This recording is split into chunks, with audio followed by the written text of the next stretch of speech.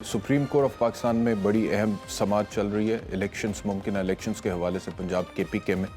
इसके ऊपर आज के प्रोग्राम में तफसीली गुफ्तगू करेंगे। आपसे शेयर करूंगा सुप्रीम कोर्ट ऑफ पाकिस्तान की क्या डेवलपमेंट्स हैं वहाँ से। लेकिन उससे पहले मैं आपसे अर्ज़ करूँ कि कुछ इवेंट्स, कुछ मौके, कुछ दिन ऐसे होते हैं कौमों की ज़िंदगियों में जो कि बड़े अहम होते हैं। आज उनमें से एक दिन है और 27 फरवरी 2019 जब दुश्मन की मैली आंख ने पाकिस्तान की तरफ देखा था तो उनके मज़मूम इरादों को किस तरह से खाक में मिलाया गया था उसको याद करने का दिन है।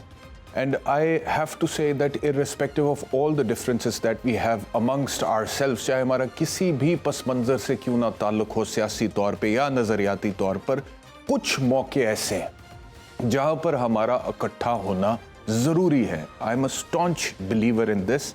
तो हैविंग सेड दैट, अभिनंदन वो द टी इज़ फैंटास्टिक की आज फिर सालगिरह है, तो बड़ा मुतासर होकर गया था अभिनंदन यहाँ से और उसने कहा जी the tea is fantastic, I am very impressed by the Pakistani officers. और उसके बाद वहाँ जाके उसको वीर चक्र अवार्ड उन्होंने कोई दे दिया। उसके बाद हिंदुस्तान की मोदी सरकार ने इसको एक और ही रंग देने की कोशिश की और अपने तरीके से प्रेजेंट किया, लेकिन बड़े ज़लील और रुस्वा हुए उसके अंदर। अच्छा, अब मैं आपसे अर्ज़ करूं कि हमारी जो कुछ स्ट्रेंथ्स हैं उसमें certainly this is one of the biggest strengths के पाकिस्तान की जो आर्म्ड फोर्सेस हैं वो दुनिया में बेहतरीन आर्म्ड फोर्सेस में से एक हैं, चाहे वो बर्री हैं, बहरी हैं, फ़िज़ाई हैं।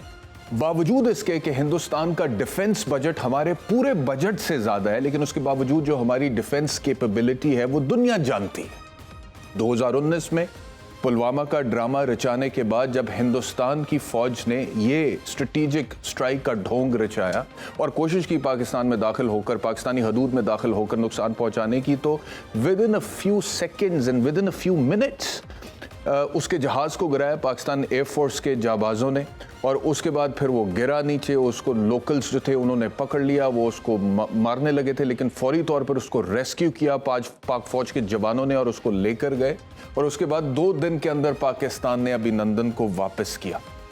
अब मैं आपसे कह चुका हूं कि जो डिफेंस बजट है हिंदुस्तान का वो हमारे पूरे बजट से ज़्यादा है, लेकिन उसके बावजूद हमारी डिफेंस कैपेबिलिटी है कि 2019 में जो हिंदुस्तान ने आखिरी कोशिश की थी हमारी तरफ मैली निगाह डालने की, उसमें हमने 2 इंडियन जेट्स गिराए थे पाकिस्तान एयरफोर्स ने। एक हेलीकॉप्टर उन्होंने अपना खुद शूट डाउन कर दिया था हड़बड़ाहट में। टारगेट्स हमने स्ट्राइक किए थे अक्रॉस द बॉर्डर और जानबूझकर उन टारगेट्स को हम लोगों ने स्ट्राइक किया था जहां पर आबादी ज़्यादा नहीं है, अपनी स्ट्रेंथ जो है उसको साबित करने के लिए। और उसके बाद अभिनंदन को अरेस्ट किया था। अब ये हमारी स्ट्रेंथ्स हैं, ये हमारी स्ट्रेंथ्स हैं, लेकिन आज के दिन हमें ये भी देखना है कौम की हैसियत से कि हमारी वीकनेसेस क्या है। और बड़ा दिल दुखता है, मैं आपको बताता हूँ कि जब मैं अक्सर ये बात करता हूँ और सोचता हूँ कि हमारे अंदर इतना पोटेंशियल है, अल्लाह रब्बुल इज़्ज़त ने इतना खूबसूरत मुल्क दिया। यकीन करें अल्लाह ताला ने हर नेमत दी है, लहलहाते खेत हैं, समंदर है, सहरा है, दरिया है, what no.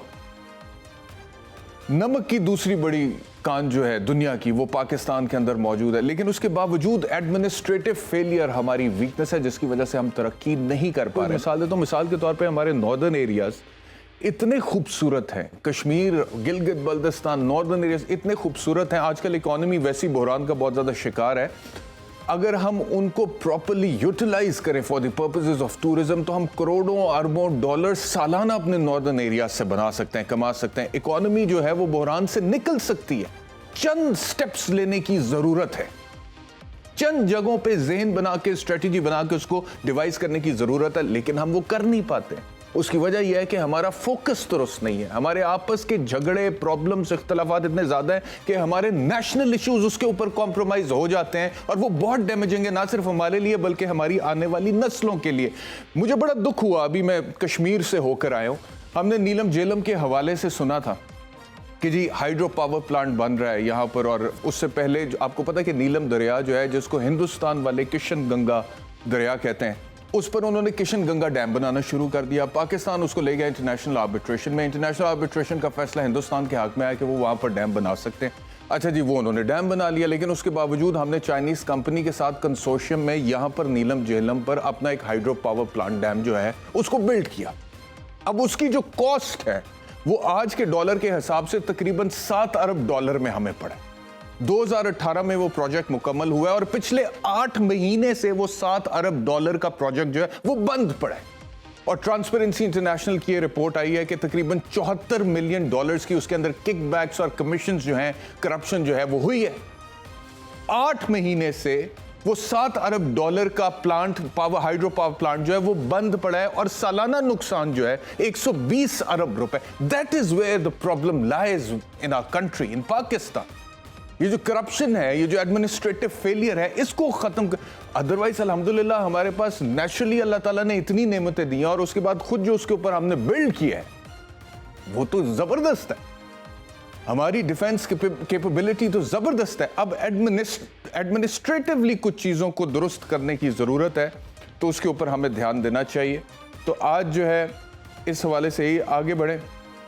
Supreme court of Pakistan के 4 जज साहिबान ने बेंच से खुद को अलहदा कर लिया। उसमें जस्टिस एजाजुल एहसन है, जस्टिस मज़ाहिर अली अकबर नकवी, आतर मिनल्ला और जस्टिस याहिया आफरीदी हैं। और बाकी अब जो 5 रुकनी बेंच है वो आगे चलेगा केस की समाअत को लेकर। इसमें कुछ अहम रिमार्क्स आपसे शेयर कर लेता हूँ। जस्टिस जमाल मंदोखेल जो कि अभी तक बेंच का हिस्सा है, उन्होंने फरमाया जी कि मुबैना ऑडियो आने के बाद असखुद नोटिस के लिए जस्टिस एजाजुल एहसन और जस्टिस मज़ाहिर अली नकवी का मामला चीफ जस्टिस के पास भेजना मुनासिब नहीं था। सदर की दी गई तारीख पर इलेक्शन मुमकिन नहीं है, किसी सूरत भी 25 अप्रैल से पहले इंतखाबात मुमकिन नहीं। 2008 में इंतखाबात की तारीख आगे गई थी, ये अटॉर्नी जनरल ऑफ पाकिस्तान ने सुप्रीम कोर्ट में बोला, जिसका जवाब जस्टिस मुनीब अख्तर की तरफ से आया है, वो तो कौमी सानेहा था। अटॉर्नी जनरल ने फिर कहा अगर आज इलेक्शन का ऐलान करेंगे तो 90 दिन की हद पर अमल नहीं हो सकता। ये attorney general of Pakistan supreme court of Pakistan में कह रहे हैं। इस पर चीफ जस्टिस ऑफ पाकिस्तान ने कहा कि हम किसी ना किसी नुक्ते पर पहुंच रहे हैं, जहां आइन खामोश है वहां कवानीन मौजूद हैं। कल केस को ख़त्म करना चाहते हैं। ये केस अब सिर्फ इसी सवाल पर चल रहा है कि इंतखाबात की तारीख देना किसका इख्तियार है। समाअत कल 9 बजे तक मुलतवी हो गई।